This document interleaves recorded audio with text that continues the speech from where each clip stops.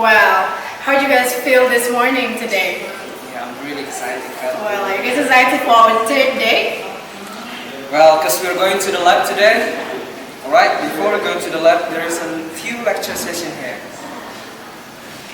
Well, moving on, our first session today, we're going to discuss the current technology of biodiesel production in Indonesia, delivered by our speaker, Anggun Puspitarini Siswanto, Doctor of Philosophy, from the head of International Office, Universitas Diponegoro, and also a lecturer from Industrial Chemical Engineering Technology Study Program, who is in charge as our speaker today.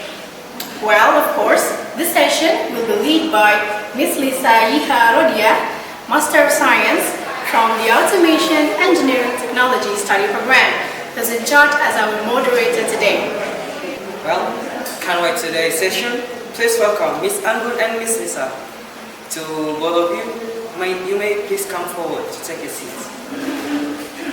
I'm glad we already joined with us here, the special guest speaker that will give a breakthrough information about those issues. And it's now my pleasure to introduce our special guest speaker today, Ms. Anggun Puspitarini Siswanto, Ph.D. Please give applause for her.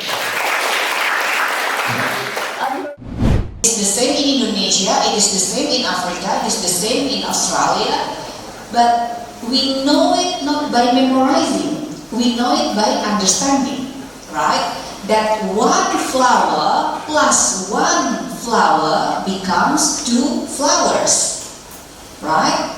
But if you're gonna add one flower and one leaf, it wouldn't be two flowers or two leaves, right? Because we have to compare everything apple to apple. Similarly, yeah? So I do really wish that whatever we discuss today gonna stay forever in your mind, okay? Because believe me, it will be beneficial after the study period, after the university. Because the real world would be after your graduations, right? Remember, the best occupancy in the world is being a student. Technical configurations, we also need to think about their insulations.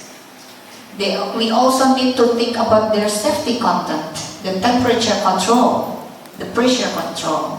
Maybe it is more into the temperature control system inside the mechanical configurations. There's another example, but this is not the biodiesel specifically, but this is about this hydrogen car. Okay, why hydrogen car hasn't really been implemented in the tropical countries? Because we need also to consider about this angle of the sun rays. We have to think about the humidity.